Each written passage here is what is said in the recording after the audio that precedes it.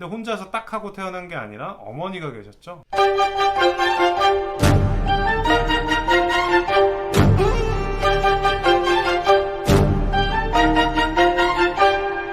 주아 주일학교 친구들 안녕하세요. 네, 잘 지내셨죠? 저도 피정 잘 다녀왔습니다. 오늘은 사도신경 중에서 세 번째 고백을 배워보도록 하겠습니다. 세 번째 고백 뭐였죠? 성령으로 인하여 동정 마리아에게서 잉태되어 나시고 라는 고백을 가지고 부셔보도록 하겠습니다. 교재 질문 번호는 28번부터 31번까지입니다.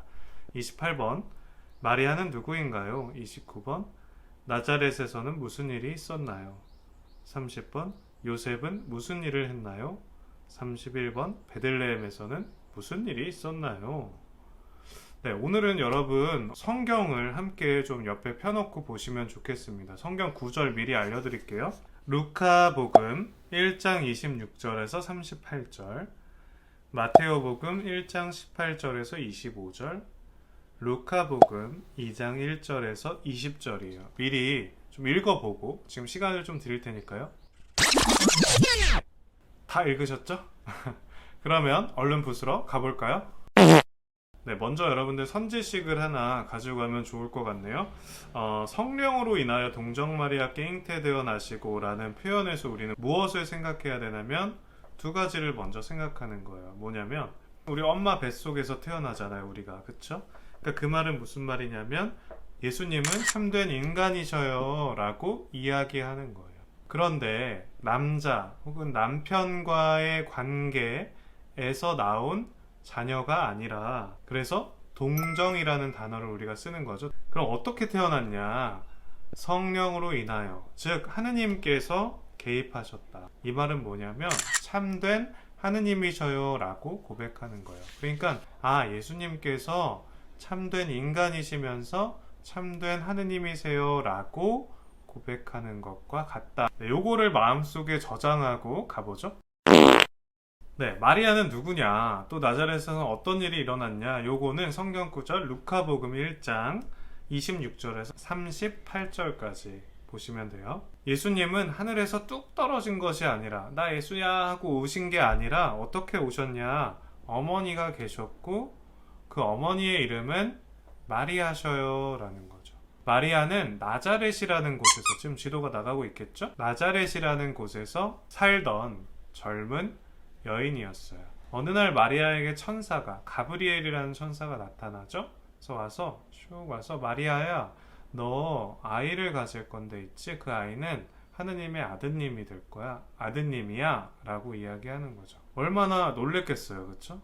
그래서 마리아가 물어보는 거예요. 아니, 저는 사실 남자도 알지 못하는데, 아직 결혼도 하지 않았는데 어떻게 아이가 생길 수 있습니까? 그것도 하느님의 아드님이 생길 수 있습니까? 물으신 거죠. 그러자 천사가 말하기를, 걱정 마. 성령께서 너에게 오시고 지극히 높으신 분의 힘이 너를 덮을 거야 라는. 이 말은 무슨 말이냐면 하느님이 보내시는 아이니까 하느님께서 그 일을 하실 거야 라고 이야기해 주는 거죠. 그래서 마리아가 대답하기를, 보십시오, 저는 주님의 종입니다. 말씀하신 대로 저에게 이루어지기를 바랍니다 라고 대답하신 거죠.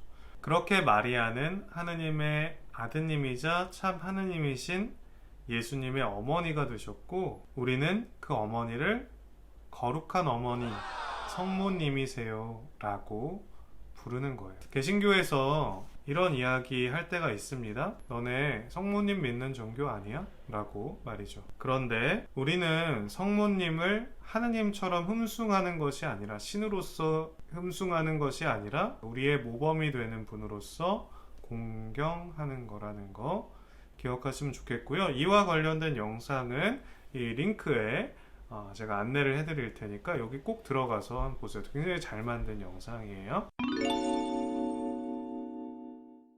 네, 그런데 하느님의 아드님이시고 어머니는 마리아시고 하느님의 아버지시긴 한데 아빠가 또 계시는 것 같아요. 말하자면 양아버지가 계시는데 누구냐? 요셉이에요. 요셉. 이분이 또 예수님 탄생에서 아주 중요한 역할을 하시거든요. 그래서 잊으면 안 된다. 약혼자인 마리아가 결혼도 하기 전에 아이를 가졌다는 사실을 알게 돼요.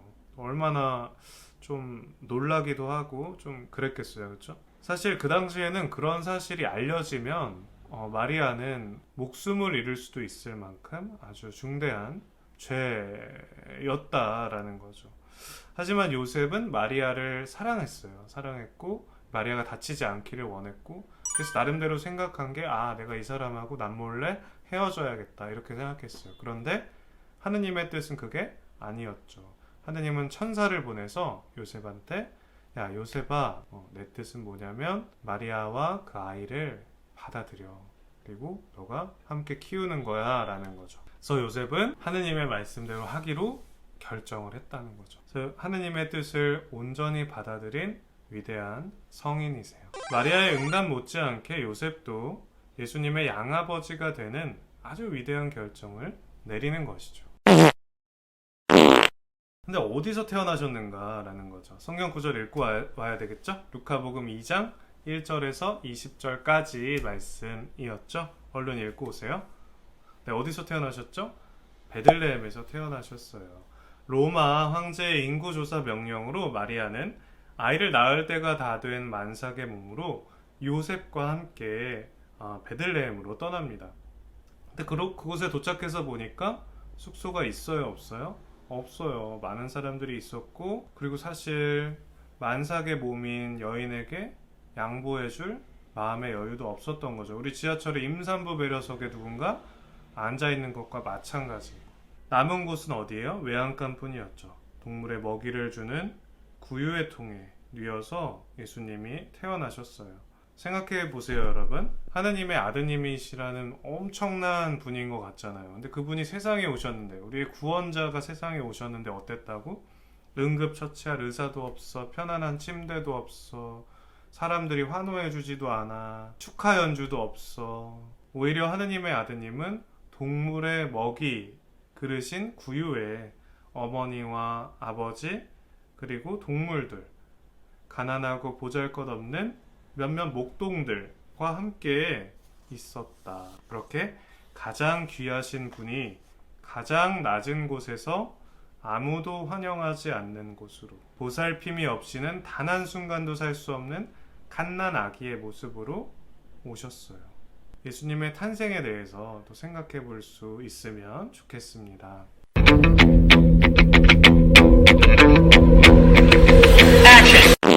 네, 오늘은 성령으로 인하여 동정마리아께 태어나시고 라는 구절을 가지고 부셔보았습니다.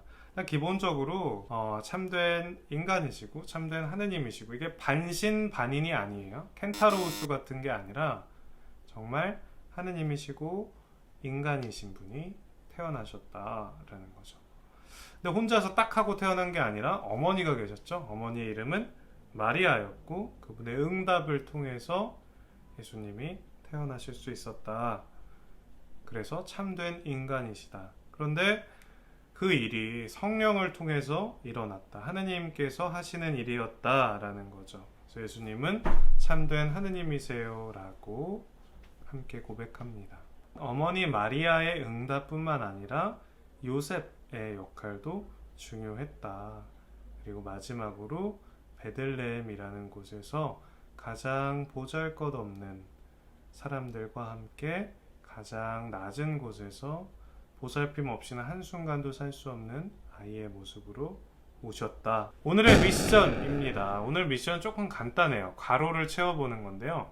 예수님은 땡땡으로 인하여 땡땡에게서 태어나셨다. 제가 글자 수는 말하지 않을게요. 간단하죠. 오늘은 여기까지이며, 다음 시간에는 네 번째 고백으로 넘어가기 전에 예수님이 어떤 일들을 하셨을까 정리해서 부셔보도록 하죠. 그럼 다음 시간에 만나요. 안녕.